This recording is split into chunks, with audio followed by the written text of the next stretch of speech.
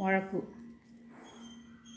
இதில் எப்படி கள்ளன் நரம்பு எடுக்காதுன்னு செஞ்சு காட்டுறேன் பாருங்கள். ஈஸியான மெத்தட், ரொம்ப ஈஸியாக எடுக்கலாம்.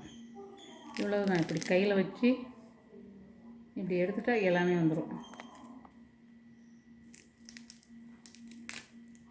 இது பாருங்கள், இவ்வளவு தான். அப்படியே உருவி எடுத்துடலாம். இதோ தலையோடு உருவி வந்துடுச்சு பாருங்கள். இப்படி இந்த ஒன்று இருக்குது பாருங்கள். இது மாதிரி ஒன்று இருக்கிறத அப்படி கையால் எடுத்துடலாம். அவ்வளோதான். அதுக்கு மேலே அது தங்கவே தங்காது. 1 2 கட்டாகி நின்றுதுன்னா அதை எடுத்துடலாம். மொத்தமாக ஒரு சீப்பாகவே இப்படி எடுத்துகிட்டு அப்புறம் பூ அரியறது, காய்கறி மற்றது அரியறது போல தான்.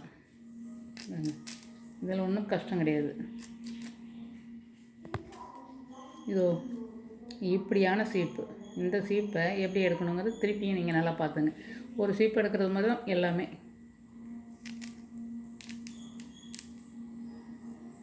அருவாமனையில் வச்சு கொஞ்சம் ப்ரெஷர் கொடுக்கணும். முழுசும் கைக்கு கொள்ளாதுங்கிறதுனால 2 இதாக செய்யலாம். முழுசும் கொண்டுதுன்னா முழுசாகவே இங்கே பாருங்கள், முழுசாகவே இப்படி எடுத்துடலாம். உருவி எடுத்துகிற தலையில் இருக்கிற கேப்பு அதை எடுத்துட்டோன்னாக்கா முழுக்கவே ஃப்ரீ ஆகிடும். அவ்வளோதான். இவ்வளோ தான். இப்போ பாருங்கள், இதை நறுக்கிறது ஈஸி. வாழைப்பூ நறுக்கிறதுக்கே நிறைய பேர் பயப்படுவாங்க. கையில் பிசு பிசுன்னு ஒட்டும், அவ்வளோதான். அதில் தண்ணி தொட்டுக்கலாம், இல்லை எண்ணெய் தொட்டுக்கலாம், உப்பு நீரை தொட்டுக்கலாம். அப்படிலாம் செஞ்சுட்டா பிசு பிசுப்பு வராது. ஆனால் கள்ளன் நரம்பு எடுக்கிறதுங்கிறது கஷ்டமே கிடையாது. திருப்பி நான் செஞ்சு காட்டுறேன் பாருங்கள். புரியலன்னா இதுதான். இது இவ்வளோ பெருசையும் 2 நடையாக எடுக்கிறேன். உங்களுக்கு காட்டி கொடுக்கணுன்னு, இல்லைன்னாக்கா ஒரே நடையாக எடுத்துடலாம். இது பாருங்கள், இவ்வளவுதான். அடுத்தது இதோ பாருங்கள், ருவாமனையில் வச்சு கையில் ஒரு அழுத்தம் கொடுத்து இழுக்கணும். அவ்வளோதான். இழுத்தாக்கா தானே வந்துடும்.